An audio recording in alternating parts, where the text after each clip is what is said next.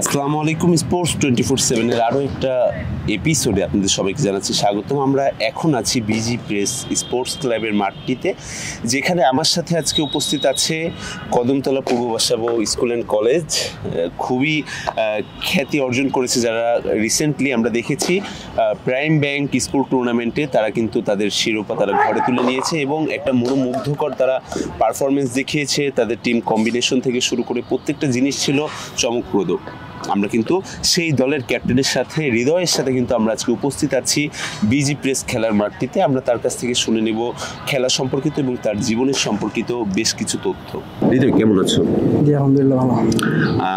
আমি যদি মনে রাখার মতো সেই দিনের ঘটনার কথা একটু ব্যাক করতে চাই, যে কদমতলা পূর্ব বাসাবো স্কুল অ্যান্ড কলেজ যারা শিরোপা নিয়ে চলে এসেছিল, অনুভূতিটা কেমন ছিল সেদিন? না আসলে এটা অন্যরকম অনুভূতি ছিল। আসলে চ্যাম্পিয়ন হওয়ার মজাই আলাদা। যারা চ্যাম্পিয়ন না হবে শার্টটা তারা পাবে না। তো আমাদের একটা ইচ্ছা ছিল যে আমরা চ্যাম্পিয়ন হব, একটা আকাঙ্ক্ষা ছিল সবার ভিতরে যে না আমরা চ্যাম্পিয়ন হয়ে দেখবো যে অনুভূতিটা কীরকম। তো অনুভূতিটা অনেক ভালো। আচ্ছা, টিমের যদি আমি বলি যে একটা প্ল্যানিং যেটা থাকে আগে থেকে, তো তেমন কোনো কি প্ল্যানিং ছিল আগে থেকে যে ফাইনাল ম্যাচটাকে ঘিরে যে আমাদের এমন কিছু করতে হবে আজকের ম্যাচে, না হলে আমাদের ম্যাচটা বেরো করা কঠিন হয়ে যাবে এমন? আসলে এটা একটা ভালো কোশ্চেন করেছেন। যে কোনো সফলতার পিছনে একটা দীর্ঘ পরিকল্পনা থাকে। তো আমাদেরও একটা প্ল্যান ছিল যে আমরা ম্যাচ বাই ম্যাচ প্ল্যান করছি যে কীভাবে খেলাটাকে জেতানো যায়। তো প্রতি ম্যাচের প্ল্যান আলাদা আলাদা ছিল। তো ফাইনালের একটা প্ল্যান ছিল যে আমরা এইভাবে খেলবো, এইভাবে করতে হবে। তো সব মিলে একটা সবার একটা প্ল্যান থাকে। জি জি। আমি যদি বলি যে ওই দিন আমরা দেখেছিলাম যে একটা ছেলে, খুদে একটা ছেলে যে 200 রানের একটা মনোমুগ্ধকর ইনিংস খেলেছিল আপনার টিমের, তার দিক থেকে তাকে কেমনভাবে দেখছেন আপনাদের টিমটাকে গোছানোর ক্ষেত্রে? ওদিনকে যে ভালো ব্যাটিং করেছে সিফাত সারিয়ার স্বামী, ও মূলত একজন পেস বোলার ছিল। তো ও যেটা খেলছে সেটা অবিশ্বাস্য ছিল। ওর কাছে আমাদের একটা আশা ছিল যে ও ভালো ব্যাটিং করে, আমরা জানতাম, কিন্তু এত ভালো করবে সেটা একটা আশ্চর্য ব্যাপার হয়ে গেছে। তারপর ও যে ইনিংসটা খেলছে আমাদের টিমের জন্য আর কি অনেক হেল্পফুল হয়েছে, যে আমরা এই জন্য ওর কারণেই হয়তো আজকে আমরা চ্যাম্পিয়ন হতে পারছি। একটা দলের ক্যাপ্টেন হিসাবে নিশ্চয়ই অনেক দায়িত্ব থাকে, অনেক চিন্তা থাকে মাথার ভিতরে। তো পুরোটা এই যে প্রাইম ব্যাংকের খেলার এই যে পুরোটা সেশন জুড়ে কেমন অনুভূতিটা কেমন ছিল, যে একটা টিম পরিচালনা করার ক্ষেত্রে কি কোনো চাপ অনুভূতি হয়েছে কোনো সময়? না, ক্যাপ্টেন আমার কাছে বাড়তি কোনো প্রেশার না। আমার ছোটোবেলা থেকে অভ্যাস ক্যাপ্টেন্সি করা। আমরা যখন এলাকায় খেলতাম তখন থেকেই আমার অভ্যাস ক্যাপ্টেন্সি করা। তো ক্যাপ্টেন আমার কাছে বাড়তি কোনো প্রেশার মনে হয়নি। আমার কাছে জাস্ট নর্মাল মনে হয়েছে, যেরকম সবসময় খেলি বা একাডেমির যে খেলাগুলো ওখানেও আমি ক্যাপ্টেন্সি করি। তো আমার কাছে সেক্ষেত্রে আমার কাছে সব কিছু ইজি মনে হয়েছে, ক্যাপ্টেন্সি আলাদা কিছু মনে হয়নি।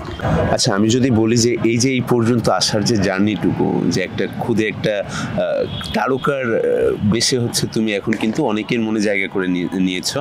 তো এই যে জার্নিটুকু, এতদূর আসা, ছোটবেলা থেকে বাসা থেকে অনেক প্রেশার থাকে, স্কুল থেকে প্রেশার থাকে, তো সব কিছুর বাইরে এসে নিজেকে এইভাবে গোছানোটা কতটুকু সহজ ছিল, বা এর পিছনের গল্পটা আমরা একটু শুনতে যাচ্ছিলাম। এটা আসলে ডিফিকাল্ট।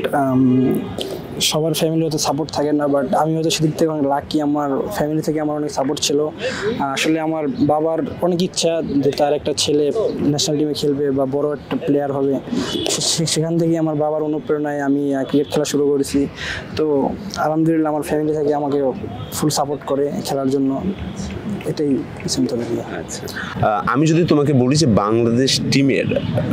বাংলাদেশ টিমটার এখন যে পরিস্থিতি বা যে অবস্থাতে তারা আছে, এটাকে তুমি তোমার দৃষ্টিকোণ থেকে কেমনভাবে দেখছো, যে তাদের কোন জায়গাগুলো আর কি বেশ ভালো লাগছে এখনকার দিনগুলোতে? বাংলাদেশ টিম কিন্তু রিসেন্টলি খুব ভালো করতেছে। বিশেষ করে পেস বোলিং ইউনিটটা আমরা দেখতেছি। কিছুদিন আগে নাহিদ রানা ভাই 152তে বল করেছে। তো এটা বাংলাদেশে ইতিহাসে প্রথম হয়েছে। এরকম আমরা পাকিস্তান সিরিজে খুব ভালো খেলেছি, পাকিস্তানে হোয়াইট ওয়াশ করেছি। সামনে ইন্ডিয়া সিরিজ আছে।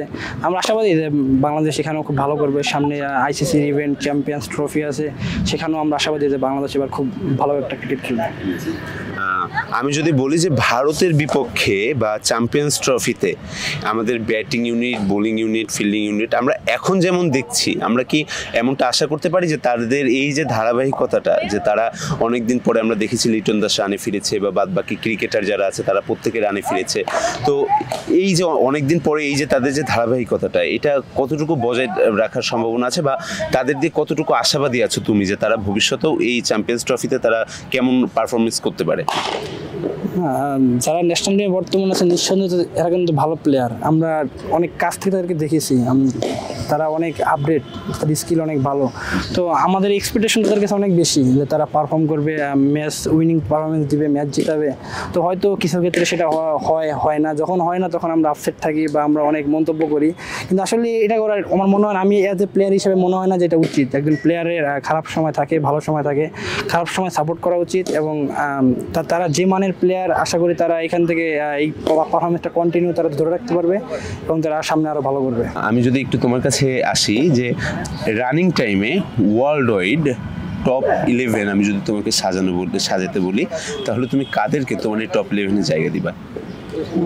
আমার কাছে আমার মধ্যে মনে হচ্ছে David Warner, Rohit Sharma captain, Virat Kohli, Shakib Al Hasan, Towhid Hridoy, Kuldeep Yadav, Jasprit Bumrah, Adam Zampa, Mitchell Starc. আমরা কিন্তু তার কাছ থেকে একটা দুর্দান্ত তার 11টা আমরা জেনে নিলাম।